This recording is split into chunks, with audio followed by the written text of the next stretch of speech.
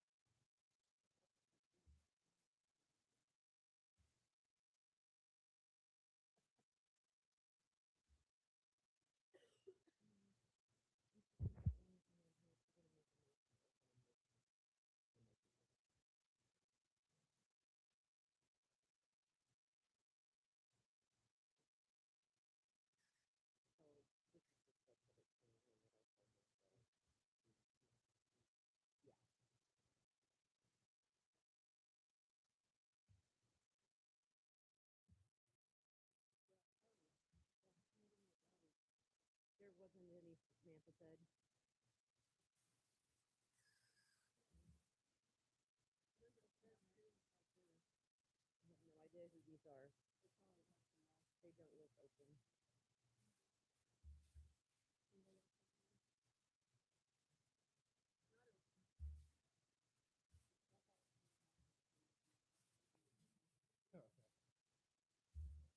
got this right here.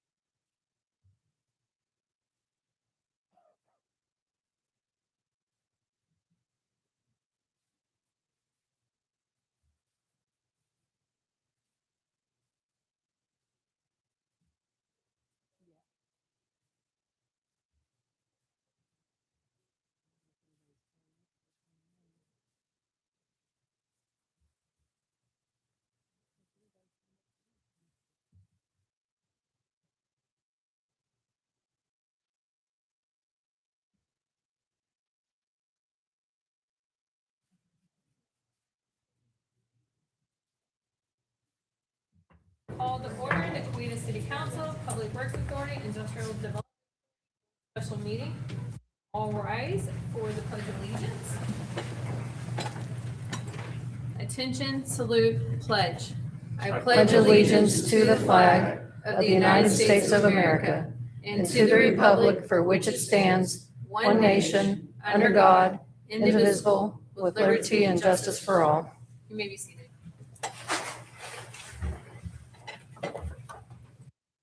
Do a roll call. Naomi Hogue, Here. Jeremy Barnett, Here. Daniel Beatty, Here. Donald Veith, Here.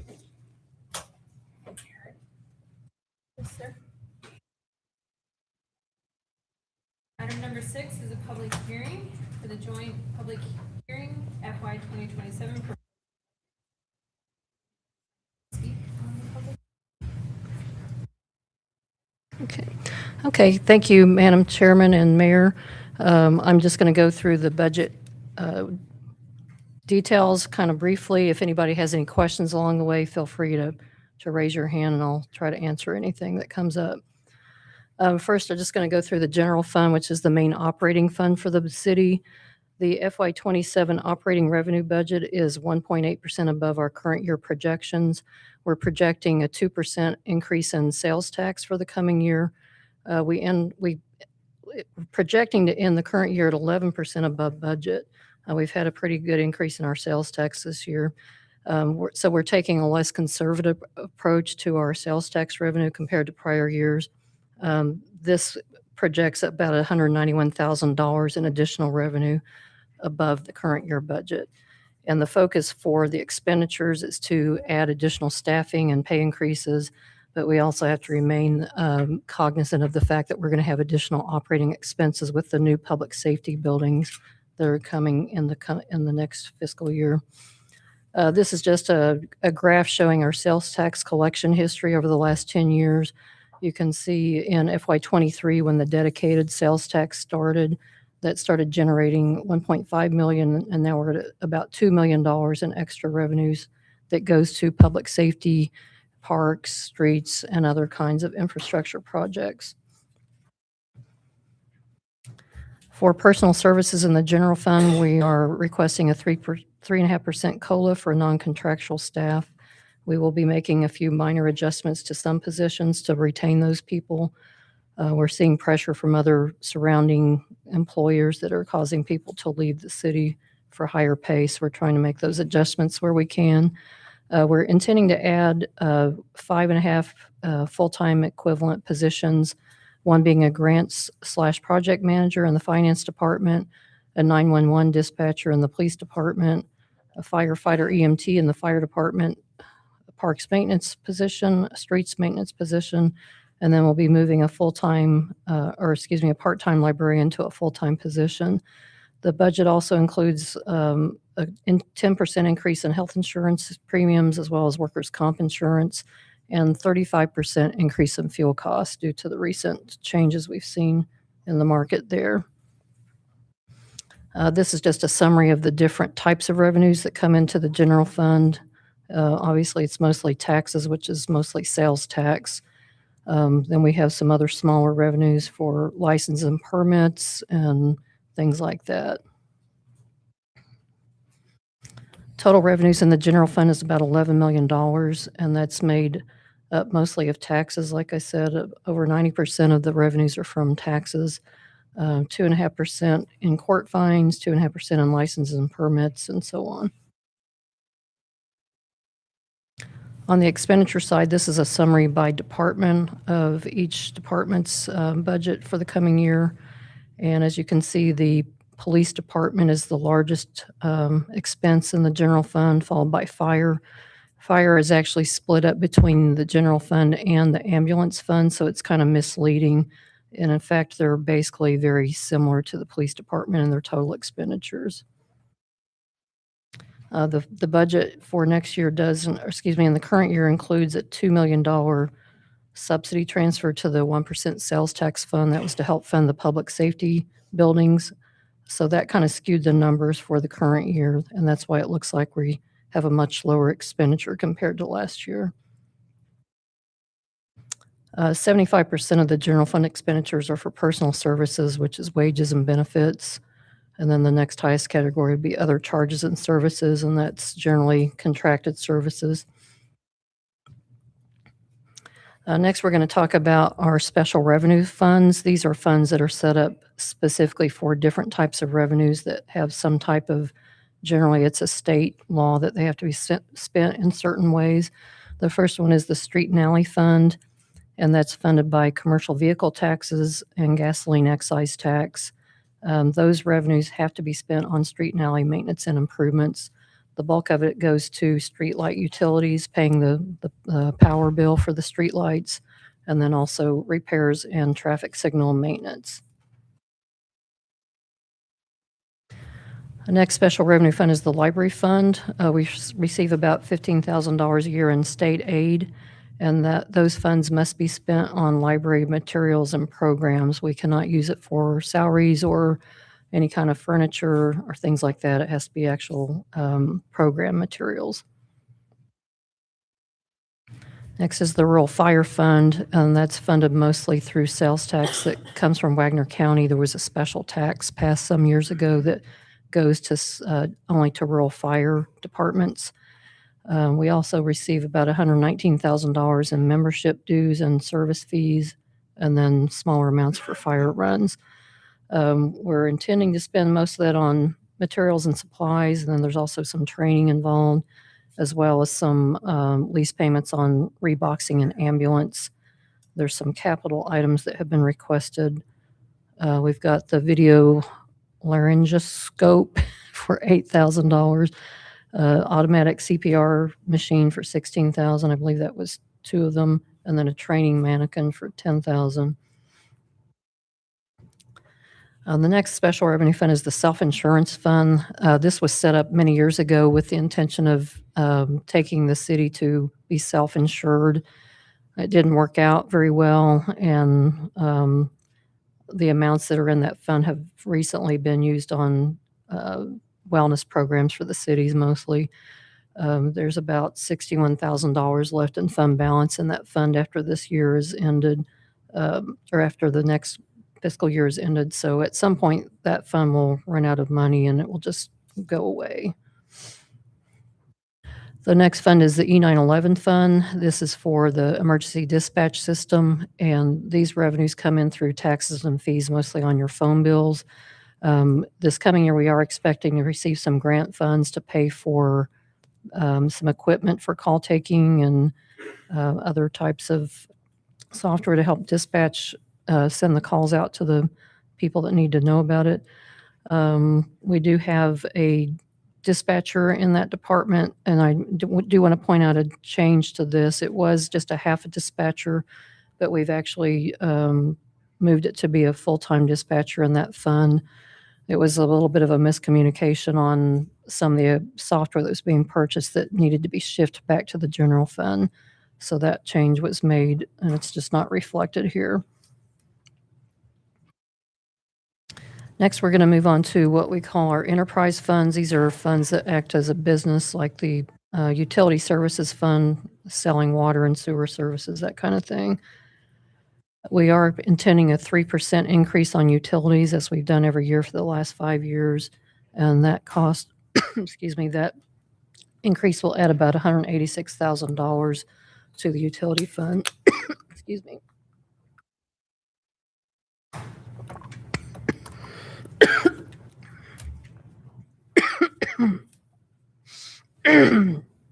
Sorry. I apologize. I'm losing my voice.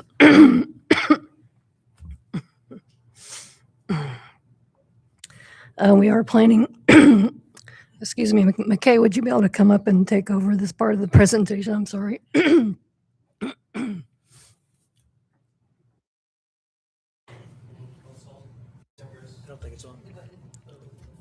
How about now? Okay. This graphic is just showing the increase over utility usage from high, low, and average. It looks like a 3% rate increase, and then we'll be implementing a new storm water fee, which will total at $8,100 in the new revenue. We'll be seeing $1.50 per month residential and a $4 minimum for commercial. Okay, I think I can take back over now. Thank you. Sorry about that. So the budget does include about an 11.5% increase above the current year budget in revenues, and that's mostly to additional refuse and sewer customers that have been added in the Woods and the Windstone subdivisions. We also are including, again, the 3.5% pay increase and the same 10% increase in health insurance and workers' comp premiums. Because this fund has more diesel motors in that fuel department, there's a 59% increase in full fuel cost projected there. And this is just a summary of the revenues. You can see that the water brings in most of the revenues, $2.1 million, followed by sewer fees and then solid waste. Operating expenses in the utility services fund are projected at 7.4% below the current year budget and 6.8% below current year projections. That's mostly due to lower maintenance costs in the coming year. You may recall we've had a large number of projects to make some changes to our water system, and those costs are dropping off now. So that's why the expenses are quite a bit lower compared to last year. Some of the capital projects that have been requested include a new SCADA system, estimated at $450,000, a mini excavator and trailer, $109,000, replacing damaged and non-operable water hydrants, $50,000, about $100,000 for water valve replacements. And what that's involving is anytime we have a major break, a lot of times we'll find that we can't turn the water off and isolate it. There's no valve available to turn it off to isolate. So this will allow us to add new valves where those major lines are needed. And then we've also got a UTV requested for the wastewater treatment plant to help them with their sample collections, a new mower out there, and then $50,000 in improvements to both the water and the sewer systems. Next, we're going to talk about the ambulance services fund. I mentioned a few minutes ago that the fire department is funded partly out of this fund, and that's funded through ambulance fees and runs. And the personal services in the ambulance fund are $1.4 million. They do have some capital outlay requested here as well. That would be to remount one of the ambulances, and that involves taking the box off and putting it on a new chassis, and then new cardiac monitors. Last enterprise fund is the Coweta Industrial Development Authority, and this all the revenue comes from the Capital Improvement Fund, and it must be spent on initiatives related to economic development and community enhancement. We do have some incentives that have been set up in the past to pay rebates to developers for bringing new businesses to town. That totals about $60,000 a year.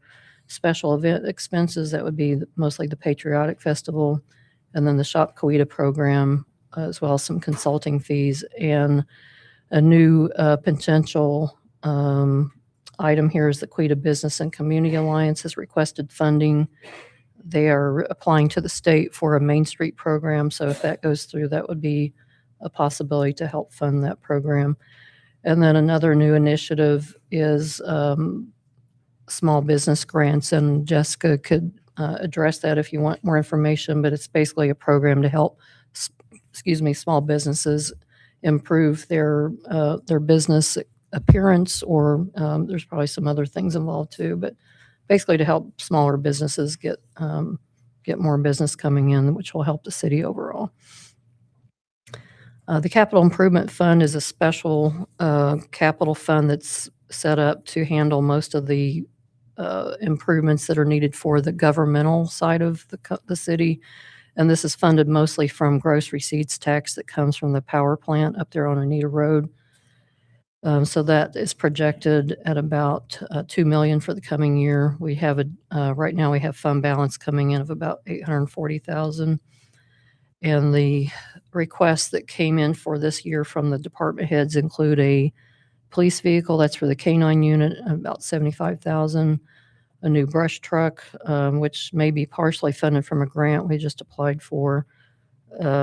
Continuing the Knox e-key program, which is to replace the current physical keys that are stored in business locations for the fire department to get in. Those will be converted to electronic keys.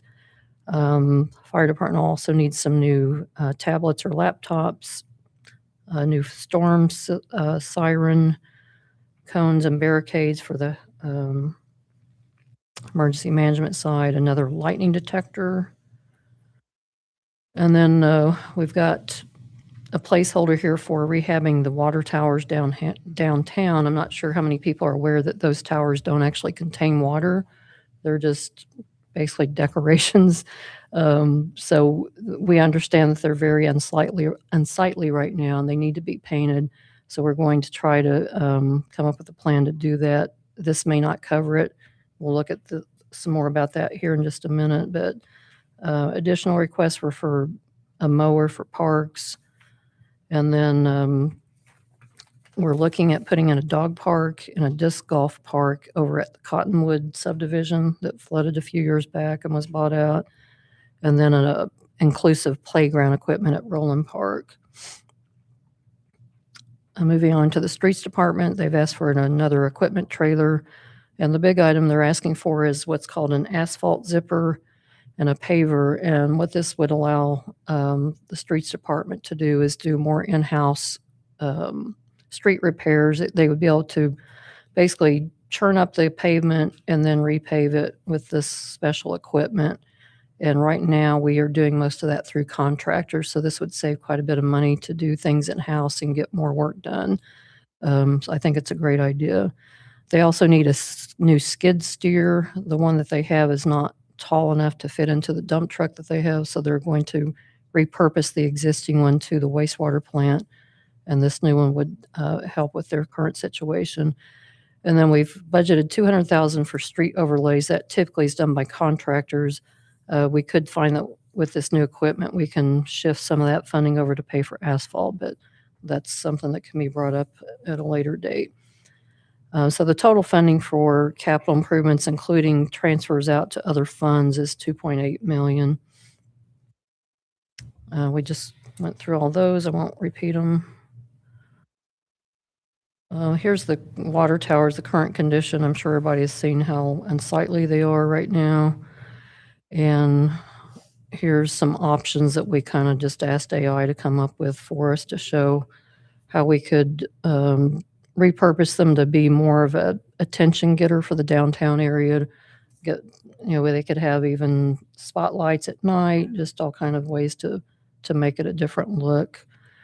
And then Jessica came up with some ideas on once the police and fire station relocate from their current facilities to the new their new buildings, that whole area could be repurposed for redevelopment into some other options that have retail on the bottom and living on the top, or there's just a number of things that could be done there. So, and this is showing the water towers being included in part of that presentation there. So those are just some ideas that we have for that water tower to make it look better and help bring some more business into the city. Finally, we have in the enterprise funds, we have the 1% sales tax fund. This was that dedicated sales tax that was passed a couple years ago. And our projected revenues for the coming year are $2.4 million. Part of that money is used for paying debt service on the note that was issued to fund projects ahead of the revenues. And that's about a little over $1 million. And then we're asking for $135,000 for sports complex improvements. That would be mostly lighting and a few other smaller projects. $325,000 for improvements at Roland Park. That was for, first of all, putting up signage, which was also planned for the sports complex. Right now, there's no sign that really tells people what it is. And then at Roland, we would also be hopefully redesigning the tennis courts to turn them into pickleball courts. And the biggest one there is the $3 million reserve for 111th Street widening. That's expected to be at least a $5 million project, but we want to put the money aside for hopefully in FY28 we can get to work on that project. This just kind of gives you an overview of the projected revenues and then projected expenditures. And this budget is all online, so anybody can go out and take a look at it. Are there any questions from anyone on the council or in the audience? Okay. Alrighty. Now with that, we will call the closure of the Coweta City Council, the Coweta Public Works Authority, the Industrial Development Joint Special Meeting. This meeting has been adjourned.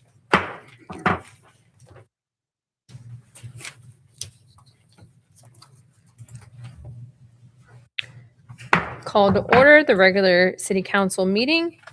We're not going to do the Pledge of Allegiance again because we've already done that. We'll move into roll call.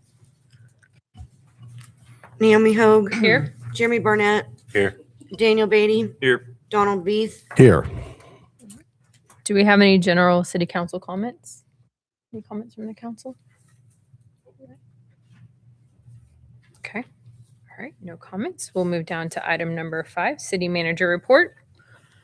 Thank you, Mayor and Council. First, our latest new hire is Maverick Mafal at the cemetery. He's a maintenance worker there. Next project updates, the police station remains on schedule. They're currently doing the metal framing of the building and the layout of the dispatch center. If you've been out there at any time recently, you can see that that's taking shape now along with the jail cells. They should be having steel delivered this week, and we'll be opening bids for the low voltage systems, which includes security cameras and door access systems on June 20th here at City Hall. Fire station number 1, they began the construction of the building pad a couple of weeks ago, and they've started, I believe they started pouring the footings. Either they're starting this week. They should be working on the slab in the next couple of weeks, and this fire chief and staff are continuing to look at options for audio components of the emergency alerting system for the station. Next is the Skyview Water Tower project. That project is complete. They successfully returned that to service on May 8th. We've had no problems with it so far. So we're looking forward to see how the testing improves after that project has been put in place. The generator was delivered to the water plant last week, and the slab, I think, is underway, or has that been completed, Edgar? The slab for the generator? Okay. We're just waiting for a date for ONG to come out and install the meter and connect the service. Then we'll be up and running on that. Wastewater plant improvement project, there were some delays with the contractor getting the valves needed, so we missed that May 1st construction deadline. The DEQ has been understanding, and they have said they will grant us an extension until January 1st to complete that project. It's coming along really quickly now, though. The food truck park, the design is almost complete. We should be getting some final drawings back from the architect here in the next week or two, and then we'll be putting that out for bids. Our plan is to call the actual park Coweta Commons, and then the food truck area will be called the feed lot. So we're excited to get that started and have that additional parking added to the downtown area, particularly when the reconstruction project begins. That will be very helpful. And we are very appreciative of the Wagner County Economic Development Authority for funding that project, along with the city funding, matching that. And that's all I have for you. Thank you, Julie. We'll move on down to item number 6, consent items. Make a motion to approve. Second. Naomi Hogue, Yes. Jeremy Barnett, Yes. Daniel Beatty, Yes. Donald Beath, Yes. Alrighty. We'll move down to item number 7, consent ratification of previous actions taken by the Coweta City Council on May 4th, 2026. First on our item is memorandum and understanding with the Wagner County for computer-aided dispatch. Do I need? Oh, we don't have to? Okay. Okay, because I thought we were going to have to, so. Save my voice. All right. I make a motion to approve. Second. Sweet. Thank you for not having to read all those again. Naomi Hogue, Yes. Jeremy Barnett, Yes. Daniel Beatty, Yes. Donald Beath, Yes. Alrighty. We have no items to consider, discuss, take action on any items to be removed from consent. We have none. We'll move down to item number 9, presentation. So presentation of police records management system by Chris Berry with Central Square. Would you please come forward?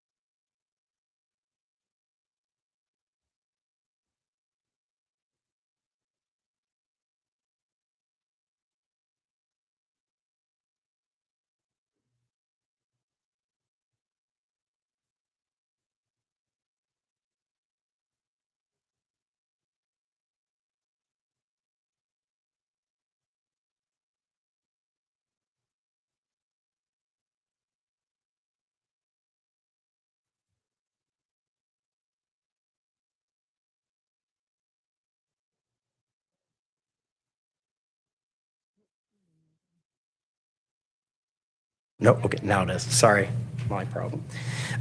So what does this do really for you? Ultimately, in data entry, it reduces the time spent by about 50%. And this is nationwide that we've seen this. So the average police report, believe it or not, takes about 2 hours to actually complete. We have found ways in which to take that number down to 30 minutes. And with some of our AI technology, down to 17 minutes. So if you extrapolate the amount of time that it takes an officer to do a report, how much of that time are they spent behind a computer, sitting in the woods somewhere, or sitting off in a parking lot somewhere and not out actively patrolling? The calculation I looked at was about 1,800 hours is spent actually saved by going with our system versus writing reports the standard old way. If you take that by an officer's salary, a median salary, it's about $53,000 in savings just by reducing that effort and reducing the amount of time the officers spend writing reports. Also, something to understand is officer retention is very important these days. When you make the job easier for the officers, they want to stay. And retraining officers is very expensive. I'm sure I don't have to tell you. Again, 40% reduction in dispatch efficiency, which that's the CAD and the Unify that you all have already been briefed on and spoken about. The system maintenance, which is very important. This is a fully managed solution, meaning that we take care of everything, the patches, the updates, the upgrades, all of that is included in your annual subscription fee. So there's not going to be any surprise charges that you're getting because, oh, we've improved the system. Now you're going to have to pay for that improvement. This is included in that annual subscription fee. So our subscription fee includes maintenance. So I know some people don't do that. They do two separate bills. We give you a very cohesive, very succinct plan, and you know what you're paying for. You get what you're paying for. And again, patches, updates, all of that are done. And then a 70% reduction in the time it takes to report. This is actually one of the strongest parts for both the council and for chief and administrative staff and for the citizens at large. The reports that can be produced within this records management system are some of the most comprehensive reports that you can have. What's even more important is the time that it takes to actually create these reports is so minimal that it can be set and forget. In other words, you set this report one time, you can run it recurringly or on a recurrent basis for whatever time period you wish. If you want a monthly stat report, that can be generated. And it can actually be emailed directly to you or to the chief or whoever would need that kind of information. So if you needed to inform the public about certain stats and things like that, that could actually be posted to a website. It could be produced. So very, very, really powerful tool. In Oklahoma, unfortunately, you have to also worry about weather, right? We've just recently, Enid suffered a major tornado. With this system, it is a cloud-based system. It is not on-premise. With on-premise systems, there's a multitude of issues that can occur. There are quite a few agencies throughout the state of Oklahoma that have been subjected to ransomware, as well as obviously devastating storms. The way AWS, which is the cloud architecture we use, the way they mitigate this is they have multiple availability zones. What they do is they take this, say, the central region, and then they'll put one in the east region. You'll have two production servers up and running in two different areas of the country.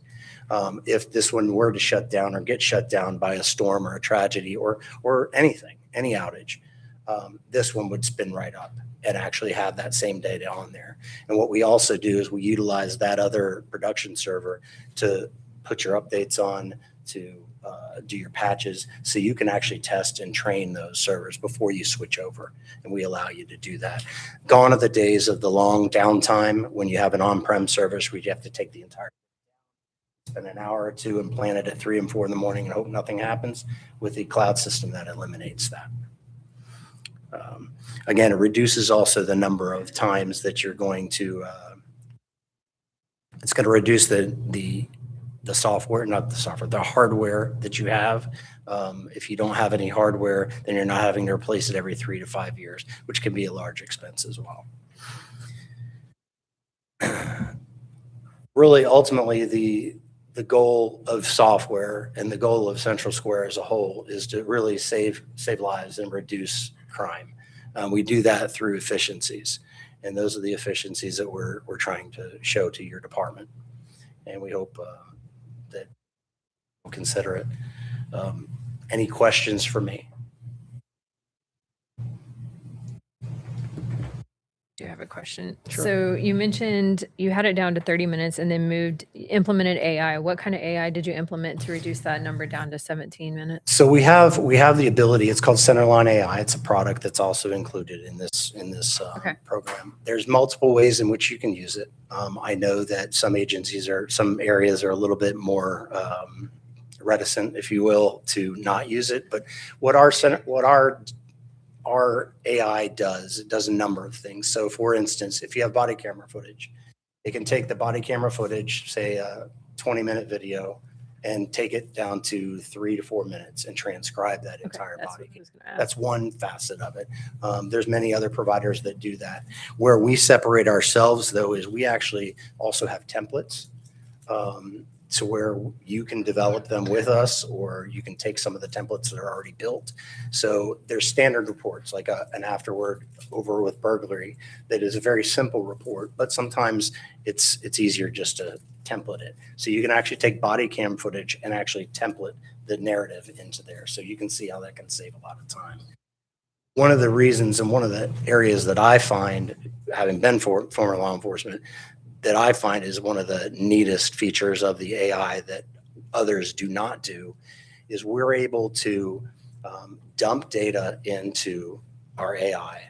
You, the officers, whoever, can dump this data into the AI, and you can search it kind of like a chat GPT, but it's an enclosed system and it's CJIS certified. So it's not pulling data from outside entities, it's only from your agency. So for instance, if officers have policies, you could dump the policy in, and an officer responding to a call or on scene can actually look up a policy or ask it a question about the policy. For instance, like when I was a patrol officer, missing juveniles under the age of 12 have a litany of steps that you have to take within first 30 minutes. Very important. Not something you did every day. So this would be a way where you could just punch it in. Hey, what do I do? Responding to this. And it would basically peel from the policy and give them a step-by-step account of what they're supposed to do. Really fascinating. ECG manuals. So, responding to a chlorine spill or whatever else, those aren't things officers do. It's the fire department, but there are rules and things that the police department can do. And this would allow them to have access to that information as well. So really, it's a great repository, not just reports, but just a full suite of things you can do. Thank you for that. Absolutely. Any other questions? Questions from the council? The current system we are running with, will all those current records transfer over easily? That is a data conversion. I don't believe, I'd need to look at the actual thing. There is a cost associated with that I don't believe is included. I'd need to look at the quote. I can look real quick if you don't mind. And definitely, let's. So there's two reasons. So for data conversion purposes, there's two schools of thought on it. I'm looking and trying to talk, sorry. There's two schools of thought on data conversion. Some people believe that holding a clean system is the best option, meaning don't import data into a new system because bad data can result, junk data in, junk data out. That's the school of thought. I'm looking real quick, sorry. I believe we were going to keep our old server, just Yes. not keep it updated. Is that correct, Peterson? Correct. Yeah, so, real quick, what we're gonna do is we're gonna keep our oldest server is online, or not online, our building right now. So what we're gonna do and how we're gonna work around it, so we don't have the same problem we did when we switched over to Interpol. What we're gonna do is we're gonna keep that server. We're gonna go ahead and pay for a license. It's very cheap. It's like maybe 100, maybe 200 for the year. We're gonna keep that. And then what we're gonna do is we're gonna slowly build up our records management system. When I first got here, we were on something totally different. When we went to Otis One, and what we did with Otis One, we literally had to take our file cards, that's how we used to track everything, and we had to every night you had 10 cards and you had to put those 10 cards into Otis.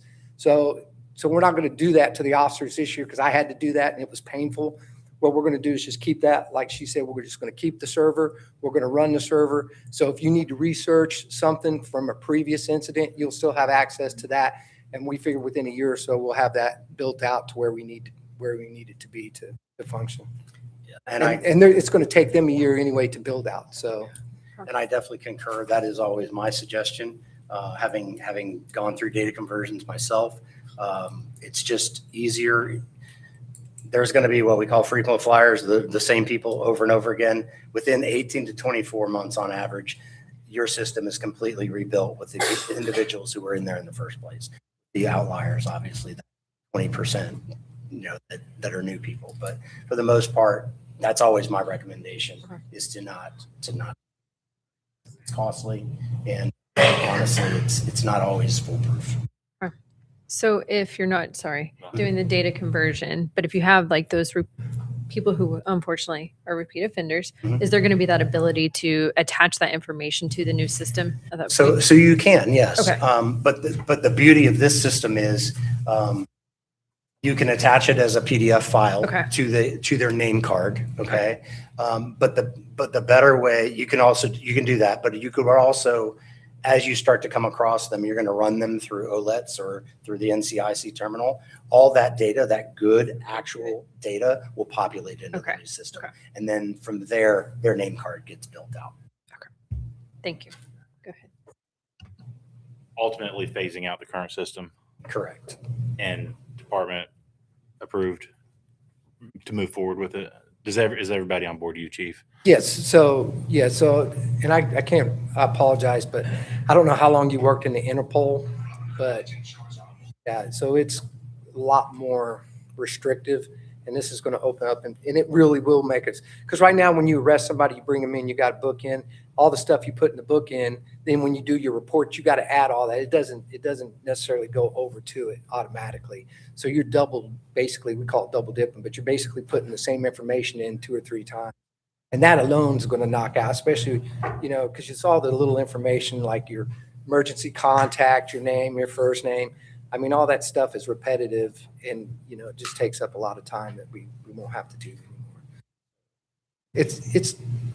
I think there'll be a learning curve, like anywhere you're going to have a learning curve. And, some of us older people that are comfortable with Otis because we've used it for so long will probably have a steeper curve.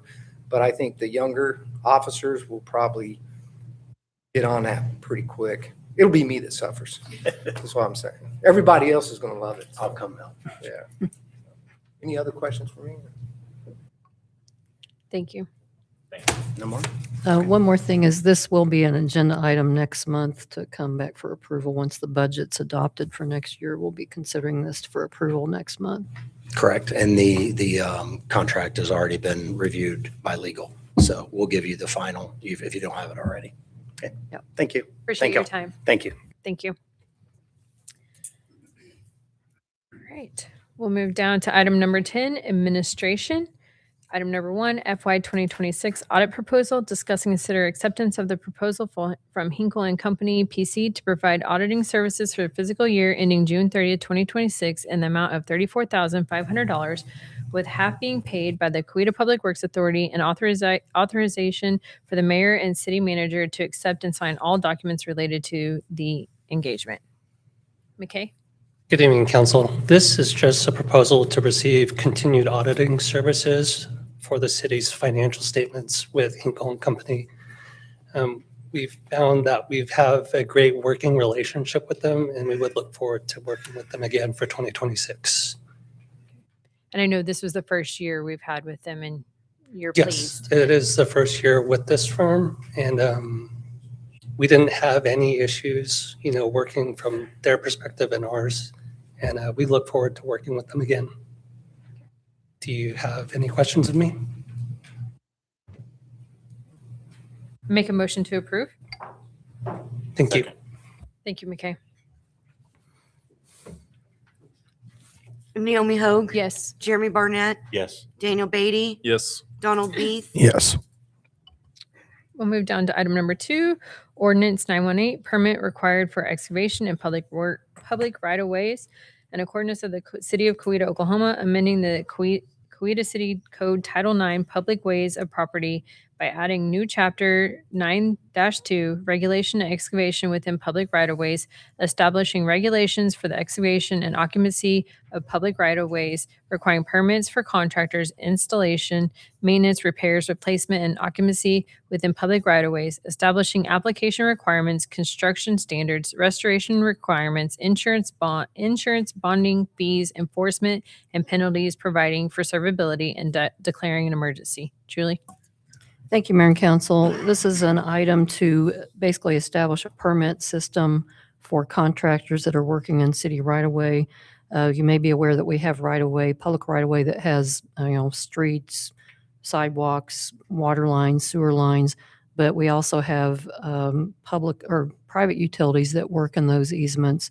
And most recently, we've had a lot of issues with utility communications providers creating problems in the right-of-way with hitting lines, hitting water lines, sewer lines, even private sewer lines. So it's become obvious that we need a system for tracking those activities, and this would require those contractors to get a permit before they start work. They would be required to have insurance and put up a bond or something to cover any errors that might happen that cause them to have to redo something. So it's more of a way to track to see who's in our right of way, basically. If someone calls and reports a problem, we know immediately who to contact to get it taken care of. So there is a cost to the permit. It's not outlandish. We looked at other cities in the area and kind of mimicked what they were doing. So we just feel like this is a good thing to move forward to prevent some of the problems that we've experienced recently. How much is the permit? Honestly, I Sorry. can't recall. Let me look at our new fee schedule here. It's $100 base fee and then $50 for each inspection needed. Okay. And if they have to bore under the street, it's $50 per bore. Okay. If we find that they did work in the right of way without that, basically everything's doubled. Okay. But this would also help, so if something happens and somebody says, my water's off, whatever, we'll know. Yeah. So, and we normally have to go out there, and then while they're fixing it, a lot of times they're fixing it while they're on the job, we can inspect it right then, and we charge them for that inspection for having to come out to do that. Any questions from the council regarding this item? Okay. I make a motion to approve. Second. Naomi Hogue, Yes. Jeremy Barnett, Yes. Daniel Beatty, Yes. Donald Beath, Yes. We Move need a down. separate motion for the emergency clause. Oh, Oh, thank you. sorry. I make a motion to declare this as an emergency.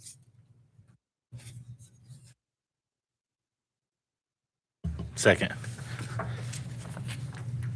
Naomi Hogue, Yes. Jeremy Barnett, Yes. Daniel Beatty, Yes. Donald Beath, Yes.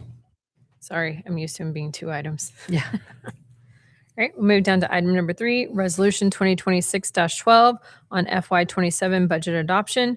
Discussing consider action on the adoption of Resolution number 2026-12, a resolution of the City Council of the City of Coweta, Oklahoma, adopting the budget for the general fund, the street and alley fund, the cemetery fund, the library fund, the rural fire fund, the self-insurance fund, the E911 fund, the grant fund, and the capital improvements fund for the fiscal year beginning July 1st, 2026 and ending June 30th, 2027, and providing for the investment of the funds and including any possible amendments to the FY27 proposed budget and financial plan, including adding, deleting, increasing or decreasing any appropriations, expenditures, and the amount thereof.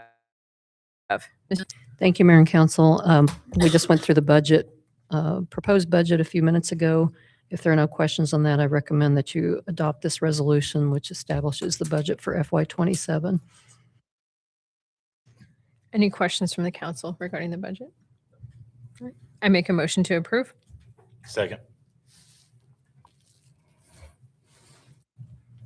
Naomi Hogue, Yes. Jeremy Barnett, Yes. Daniel Beatty, Yes. Donald Beath, Yes.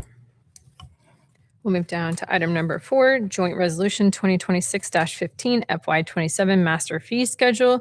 Discuss and consider action on the adoption of Resolution 2026-15, a joint resolution of the Coweta Council of the City of Coweta, Oklahoma, and the Board of Trustees of the Coweta Public Works Authority and the Board of Trustees of the Coweta Industrial Development Authority, establishing a master fee schedule, confirming and modifying fees, fines, rates charged by the City of Coweta, the Coweta Public Works Authority, and the Coweta Industrial Development Authority to be effective July 1st, 2026. Julie? Thank you, Mayor and Council. This is related to the budget as well. Each year, when we adopt the budget, we also update our fee schedule. This fee schedule change includes a 3% increase in utility rates and some other minor adjustments. I can go through those pretty quickly. We've got those highlighted in yellow. On the ambulance fees, we basically consolidated the emergent and non-emergent. We really weren't seeing those being used separately, so they were combined into one line. Commercial remodel fees will now be the same as new commercial permit fees. Accessory buildings went from $75 to $100. These are on building permits. Special use permits are going from $100 to $150 plus advertising costs.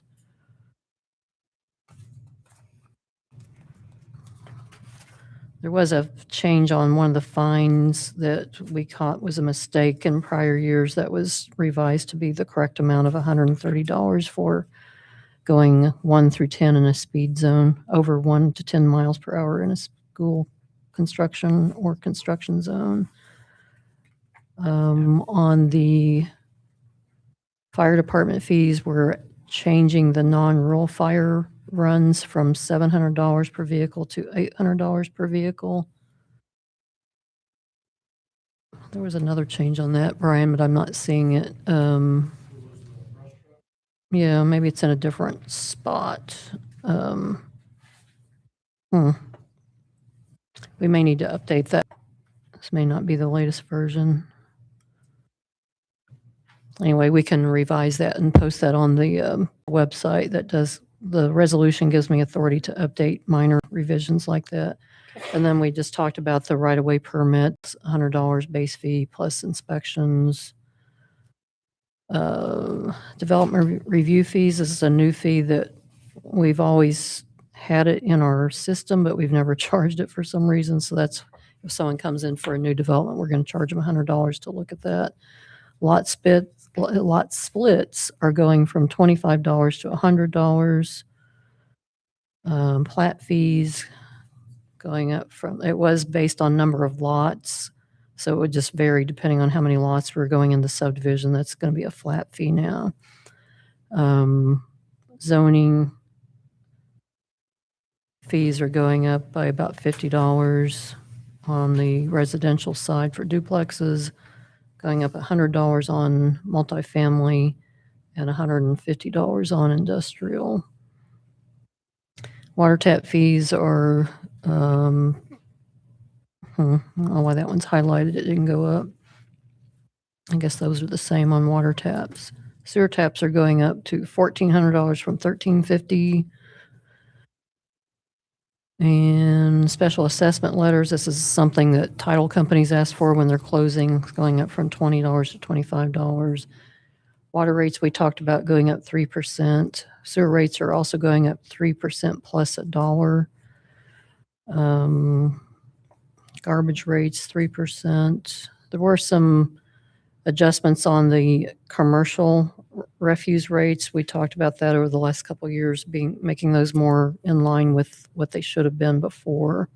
In the past, residential customers were basically covering some of their costs. Stormwater management fee, this is the new one I wanted to talk about. It's $1.50 a month per residential account. And then for commercial or non-residential, I should say, it's $3 per ESU. An ESU is an equivalent surface unit of impervious surface, which is equivalent to 2,650 square feet. So that will just vary depending on how much impervious surface they have available. But there will be a minimum charge of $5 a month. And that's all the changes. So if anyone has any questions or anything, I can try to answer those for you. Any questions from the council? Make a motion to approve? Second. Naomi Hogue, Yes. Jeremy Barnett, Yes. Daniel Beatty, Yes. Donald Veith, Yes. Alrighty. We'll move down to item number 5, public hearing for CZ 26-02, rezone from residential single-family RS3 to residential duplex RD for property located at 325 East Pecan Street. A public hearing to receive public comments on CZ 2602, a request to change the zoning for the described property from residential single-family to residential duplex by the applicant YOHO Investments located at 325 East Pecan Street, New Coweta City, lots 22, 23, 24, block 60, City of Coweta, Wagner County, State of Oklahoma. Do we have any public hearing? Can you hand me those? I don't think anyone signed up. Okay. Jessica? You want to move on to administration or you want to? No, I probably need to reread that another one. So there was no public comments. We'll move down to item number 6. They need Ordinance. to close the Oh, do I need to close that one? The public hearing? Close the public hearing? Oh, make a, Oh, you didn't open it? Did you open the public hearing? I'm no, sorry. I just said public hearing. So So she opened it, just didn't state it that way. I think it's just go ahead and motion to close it. okay, I make a motion to close the public hearing since there was no public comments. Second.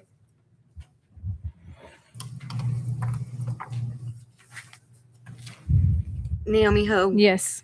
Jeremy Barnett, Yes. Daniel Beatty, Yes. Donald Veith, Yes. All right, we'll move down to item number 6, ordinance 917 CZ 2602, rezone from residential single-family RS3 to residential duplex for property located at 325 East Pecan Street. Discuss and consider action for approval with conditions or denial of the request by YHO Investments to rezone from residential single-family RS3 to residential duplex RD located at 325 East Pecan Street, New Coweta City, lots 22, 23, 24, block 60, City of Coweta, Wagner County, State of Oklahoma. Jessica. Okay, this is a request by Yoho Investments. They are wanting to take the 3 lots, divide them into 2 lots to do 2 duplexes there. There are duplexes located across the street. It is a residential area. Planning Commission has recommended approval. The applicant had requested through Board of Adjustment a setback variance, which was also approved pending this approval for the rezoning. And staff has reviewed the zoning code. Everything within the comprehensive plan does approve this request. So staff recommends approval based on that, and I will be happy to answer any questions.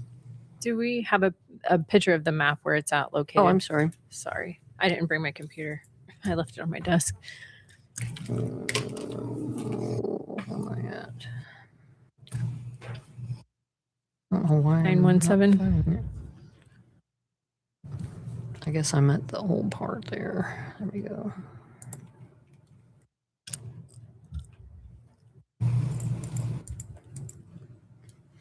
So here's Pecan, Carolyn, it's right there. Okay.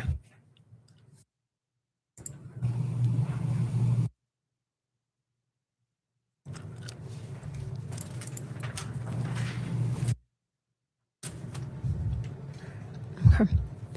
Is there any questions from the council regarding this? You said there's already duplexes located across the street. Yeah, it's from right that, across the street, yes. Up here. There's no structures there, correct? There isn't.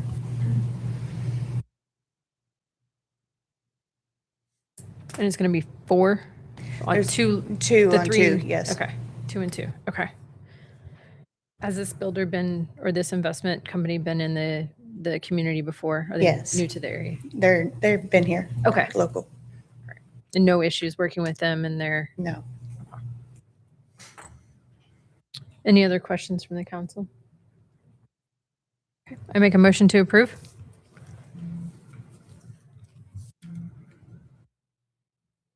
Second. Naomi Hogue, Yes. Daniel Beatty, Yes. Jeremy Barnett, Yes. Donald Veith, Yes. Another separate motion for the emergency clause. Make a motion for the emergency clause to go into effect. Second. Naomi Hogue, Yes. Jeremy Barnett, Yes. Daniel Beatty, Yes. Donald Veith, Yes. Move down to item number 7, final plat, the Woods Phase 4, blocks 18 through 24. Discuss and consider action on the request for final plat approval of the Woods Phase 4, blocks 18 through 24, a subdivision of approximately 33.487 acres, more or less, with 97 lots located in part of the north half of the southwest quarter, northeast-2 SW-4, and part of the southeast quarter SE-4 of section 36, Township 18, North Range 15, east of the Indian Base Meridian, a subdivision within the city of Coweta, Widener County, state of Oklahoma. This is a request by Tulsa Development and Tanner Consulting, surveyor and engineer for the final plat for the Woods Phase 4, blocks 18 through 24. This subdivision consists of approximately 33 acres, and it includes 97 new residential lots. The property is part of a planned unit development. The preliminary plat was approved in October of 2025. As required by the subdivision regulations, the developer has submitted the required performance bonds, infrastructure improvements, including streets, utilities, and other public improvements. The developer has also submitted utility release letters confirming approval from the applicable utility providers. Staff has reviewed the final plat and finds that it is consistent with the approved preliminary plat and the approved PUD. And the city recommends approval. And I have the developer here. If you guys have any questions, both of us are available to answer. Is there any questions from the city council?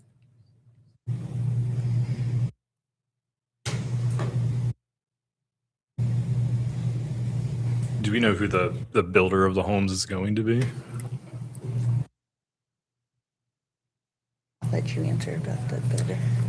Good evening, Eric Enyart with Tanner Consulting at 5323 South Lewis Avenue in Tulsa. This is the next phase of an existing subdivision. We've had 3 phases already. I do believe the owner will be Lennar. Lennar.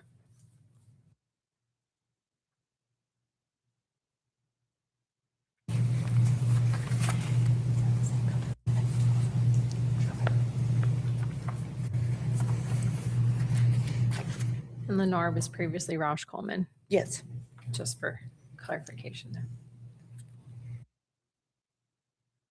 Any other questions from the council? Okay. I make a motion to approve phase 4.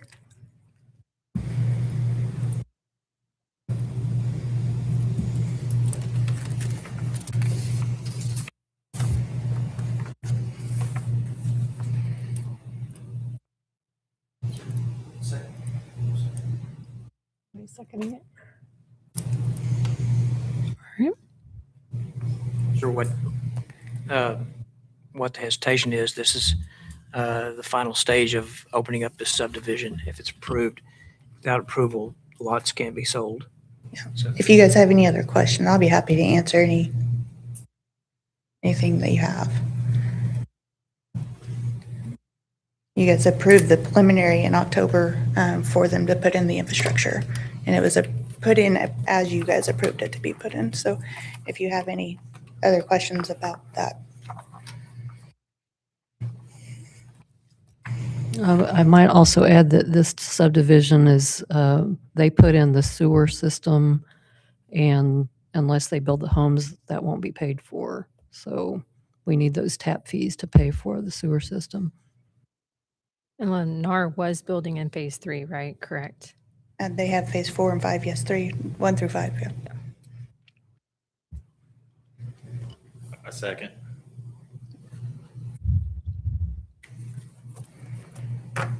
Naomi Hogue, Yes. Jeremy Barnett, Yes. Daniel Beatty, Yes. Donald Veith, Yes. Move down to item number 8, Resolution 2026-25, accepting infrastructure, the Woods Phase 4, Blocks 18 through 24. Discuss and consider action on the adoption of Resolution 2026-25, a resolution of the City Council of the City of Coweta, Oklahoma, accepting as dedicated public improvements certain paving, grading, sanitary sewer, and drainage improvements as shown on the final plat for the Woods Phase 4, Blocks 18 through 24 subdivision located in part of the north half of the southwest quarter NE-2 SW-4 as part of the southeast quarter SE-4 of Section 36, Township 18, Range 15, east of the Indian Base Meridian, a subdivision within the City of Coweta, Wagner County, State of Oklahoma. Jessica. This is accepting the infrastructure that was put in on this development for the final plat. Cowan Engineering has provided a letter. They've done their final inspection. Everything has passed. The developer has, and the engineer has provided as-built and bonds for our regulations, and staff does recommend approval. So it does meet all the requirements. Yes. Any questions from the council regarding the infrastructure? I make a motion to approve. Second. Naomi Hogue? Yes. Jeremy Barnett? Yes. Daniel Beatty? Yes. Donald Beath? Yes. We'll go to item number 9, which is final plat for the Woods Phase 5, blocks 25 through 31. Discuss and consider action on the request for final plat approval of the Woods Phase 5, blocks 25 through 31, a subdivision of approximately 20.475 acres, more or less, with 107 lots zoned residential RS2, part of the south half S2 of Section 36, Township 18, Range 15 east of the Indian Base Meridian, a subdivision within the City of Coweta, Wagner County, State of Oklahoma. Jessica. This is the 5th phase of that. At approximately 20 acres with 107 new lots for residential use in a PUD. Technical Advisory Committee was held on October 9th of 2025 to review the subdivision. Everything was approved through council. Staff has reviewed the final plat and finds that it is consistent with the approved preliminary plat and the PUD and our subdivision regulations. Staff does recommend approval, and I'll be happy to answer any questions about this one as well. How many more plots are we expecting? Do you know? Is this the final one of this? 2 more. Any questions on Phase 5? This is kind of the same story as Phase 4. Everything's already been laid and ready to go. Yep. Any questions from you, Dawn? Okay. I make a motion to approve. Second. Naomi Hogue? Yes. Jeremy Barnett? Yes. Daniel Beatty? Yes. Donald Beath? Yes. All right. We'll move down to item number 10, Resolution 2026-26, accepting infrastructure, the Woods Phase 5, blocks 25 through 31. Discuss and consider action on the adoption of Resolution 2026-26, a resolution of the City Council of the City of Coweta, Oklahoma, accepting as dedicated public improvements certain paving, grading, sanitary sewer, and drainage improvements as shown on the final plat for the Woods Phase 5, a subdivision approximately 20.475 acres, more or less, with 107 lots located as part of the south half S2 of Section 36, Township 18 North, Range 15 east of the Indian Base Meridian, a subdivision within the City of Coweta, Wagner County, State of Oklahoma. Jessica? Again, Cowan Engineering did their final inspection on May 21st. They found everything passed it. Everything's final, ready to go. The developer and the engineer has submitted all documents, bonds, as-built, all of the above. So staff does recommend approval. Any questions from the council regarding this? Okay. I make a motion to approve. Second.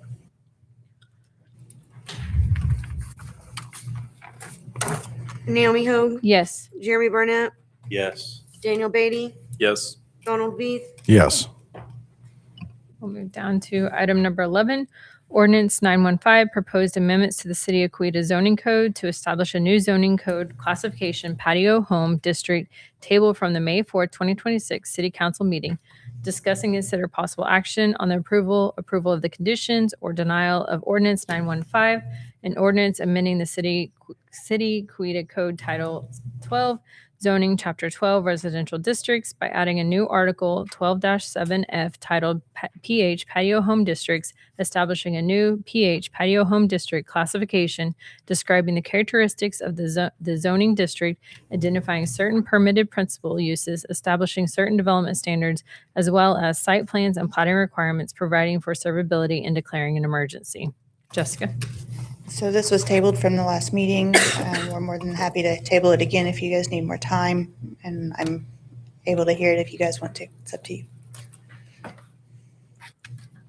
There been any additional questions from the council regarding this? I know you asked to table it, Daniel, so I didn't know if there was any clarification needed or if you were able to seek that.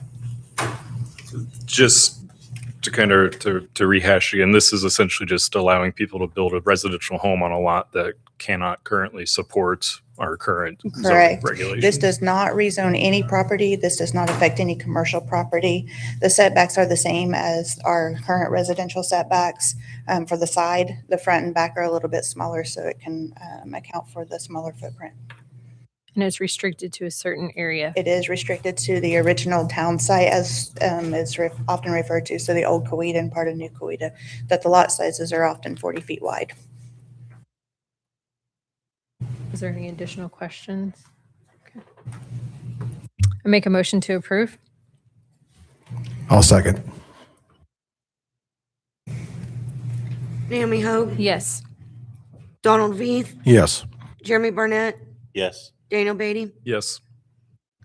Is that a motion for the emergency clause? Oh, I make a motion for emergency clause. Second.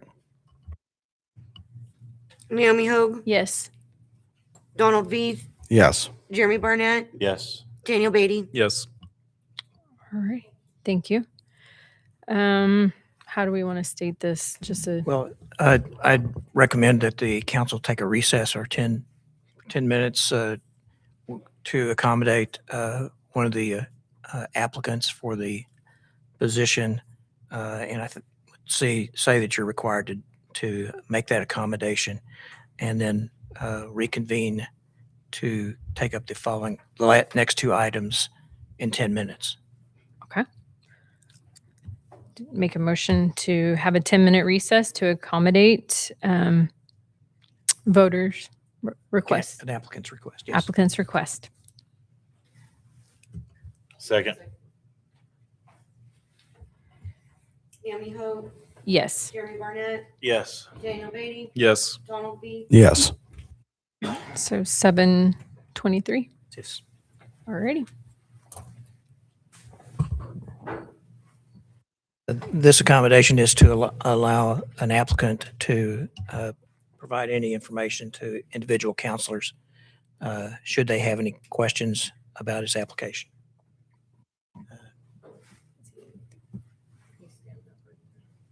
So, if no counselors wish to have any conversation, and no one else is left on this, I would say that you're okay with that, sir? Yes, thank you, sir. Okay. Then I would negate or reconvene and cut the recess short and let you continue with your business. I make a motion to come out of recess. Second. Ready? We'll move down to item number 12. Oh, what? Sorry. I forget. Naomi Hogue, Yes. Jeremy Barnett, Yes. Daniel Beatty, Yes. Donald Veith. Yes. Hang on. Mhm. Did a couple people exit during that time? Right after we said 10 minutes, did they leave and not know that we reconvened? If you can, we let them know we're back. We're back now. Just let them know. Thank you for catching that.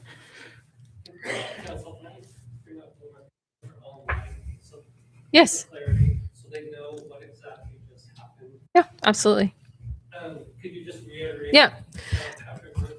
We had one of the applicants required or requested an accommodation, and under the ADA, we've made that accommodation.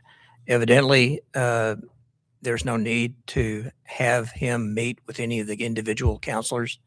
And so we are no longer needing to make that accommodation.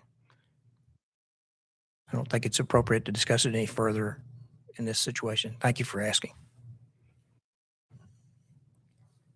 All right. Do we want to wait a minute for those individuals to come back in?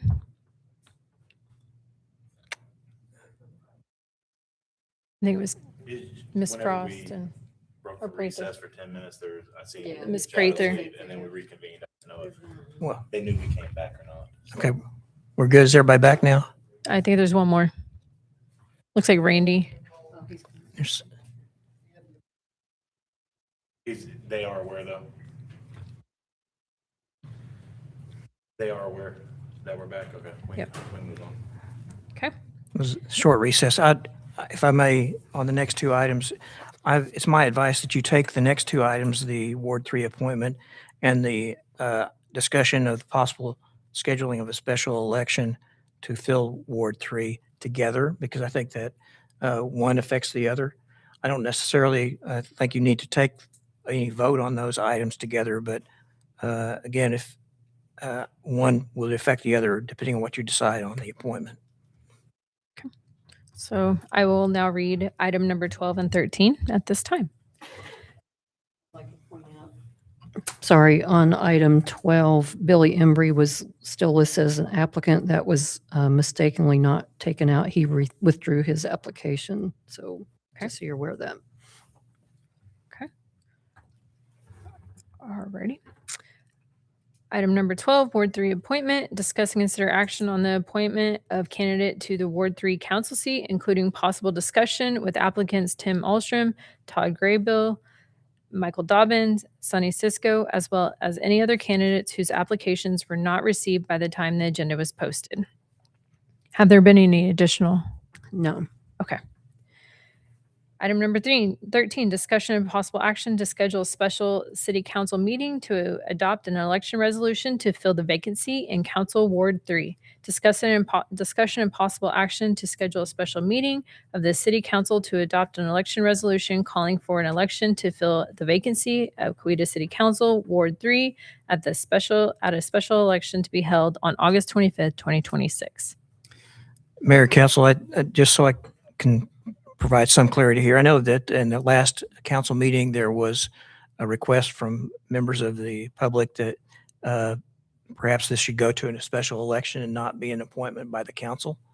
So if indeed you decide to go that way and not select any of the applicants here tonight, then I would suggest that you table the appointment indefinitely.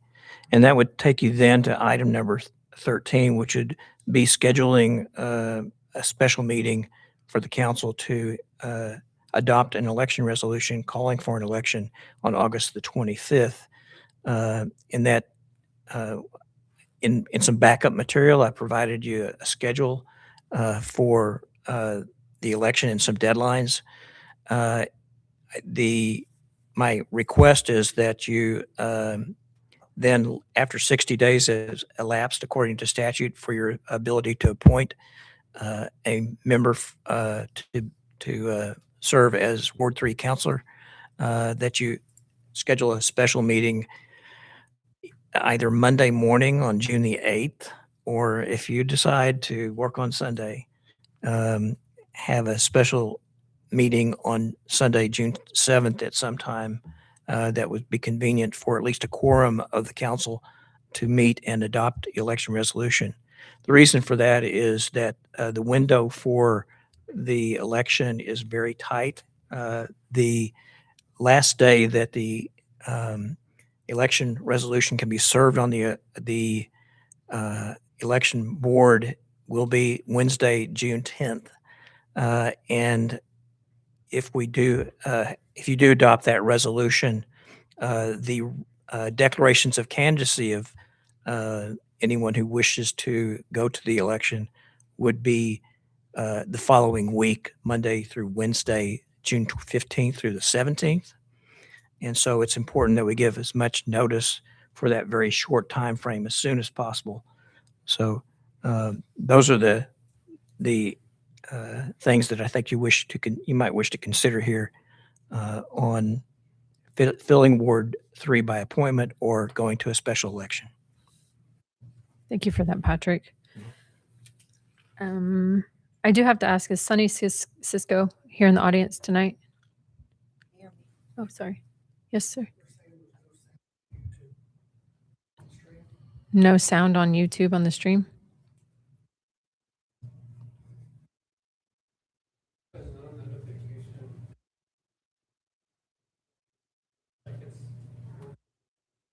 I don't know.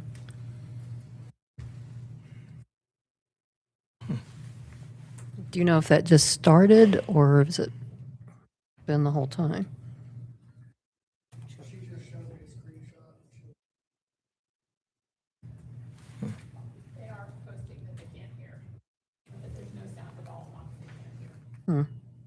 For the entire meeting, or did it? My brother just texted and said he can hear it fine, so I don't know. Okay. Okay. All right. Going back to it, is Sunny Cisco in the audience tonight? Okay. I did reach out to her to try to talk with her prior to the meeting tonight, as I did with Mr. Dobbins as well, and I have with all the other applicants. So I was going to give her an opportunity to come forward, but she's not here. Any comments from the council?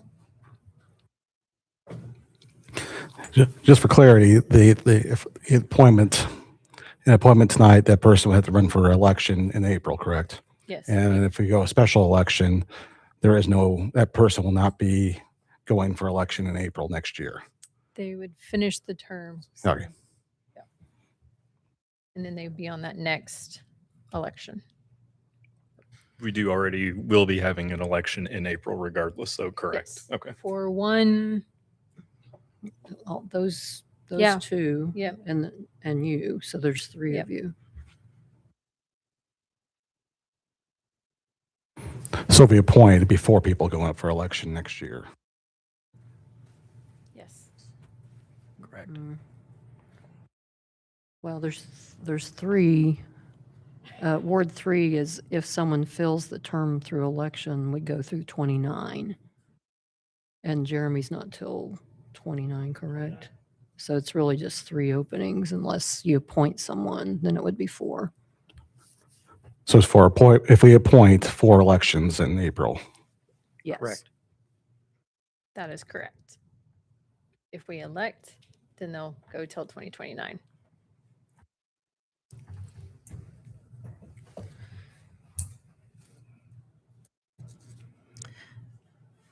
My thoughts on this is we hear what the public has said. They want to vote.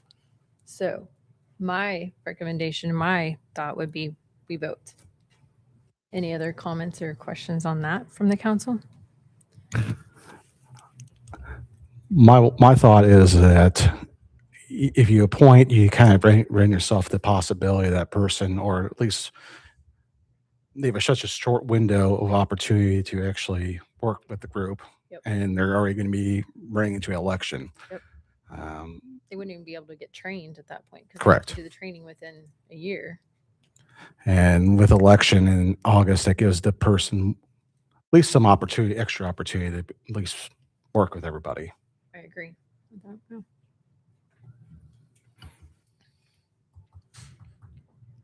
Yeah. Just to reiterate, if you decide you would like to go to election, I recommend that you table the appointment of Ward 3 representative indefinitely, which means it would not be decided. Okay. Any other questions? I make a motion to table Ward 3 appointment indefinitely. Second. Okay. Naomi Hogue, Yes. Jeremy Barnett, Yes. Daniel Beatty, Yes. Donald Meade. Yes. So with that being said, we need to pick a date to have a special meeting. Yes, so you could adopt a resolution. It would only take 5 minutes. I do need a quorum to adopt a resolution. And, it's really to accommodate your schedule and, of course, get it done as soon as possible after the 60 days has elapsed. which And would be we're- Sunday or Monday. And we're allowed to do Sunday. Sure, you just need to post a special meeting, and it needs to be at a time convenient to the public. Okay. Maybe you want to do it after church services are over or sometime that day in the afternoon, in the evening. Maybe 2 o'clock or 3 o'clock. Sure. something And we like can't that. do it any earlier just because of the posting People time. might be in church. Well, Oh, I you mean, like, yeah, the yeah. days because of the posting requirements to publish Right. a special meeting. Sunday's the first Well, day you can do That it. and you need to you can't do any earlier because the 60 days has to lapse. Okay. And that would be, so potentially a meeting on June 8th or The 7th. 7th.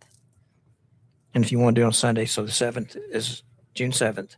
And then you'd have to pick a time for that you all would like to get down here and have a 5 or 10 minute meeting, hopefully, to adopt the resolution.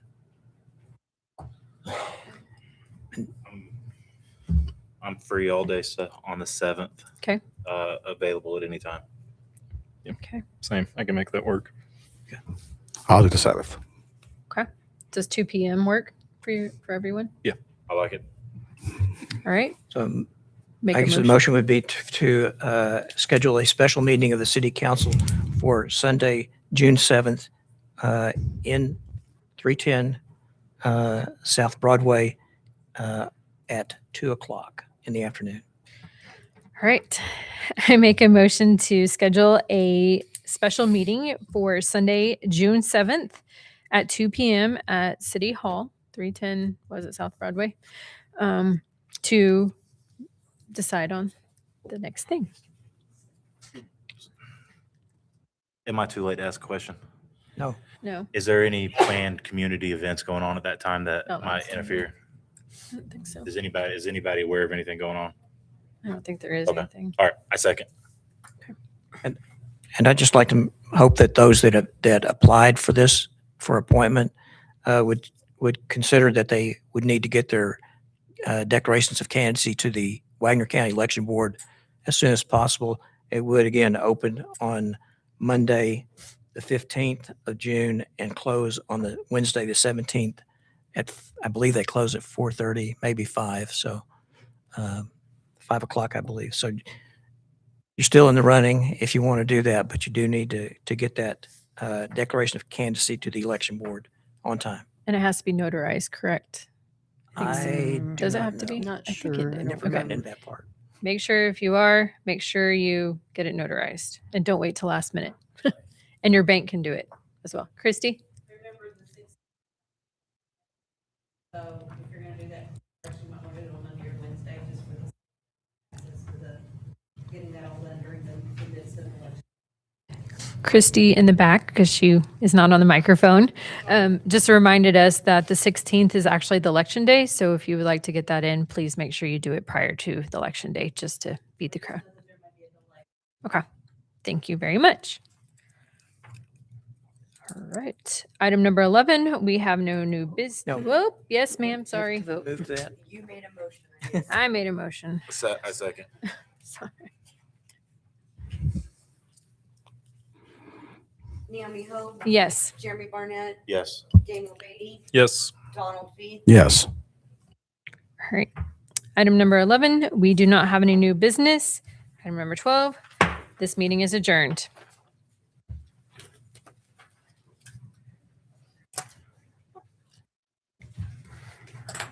All righty. You ready? Call to order the Coweta Public Works Authority. Roll call. Well, it's churning here. Come on, here we go.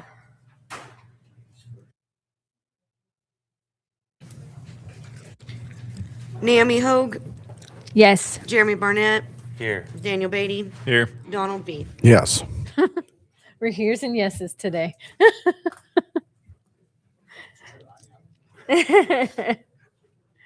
All right, we'll move down to item number 3, consent items. I make a motion to approve. Second.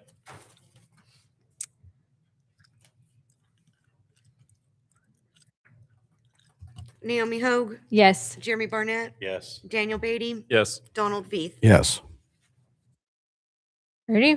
Item number 4, we have no items to be removed from consent. We'll move down to item number 5, consent ratification of previous actions taken by the Coweta Public Works Authority on May 4th. I make a motion to approve. Second.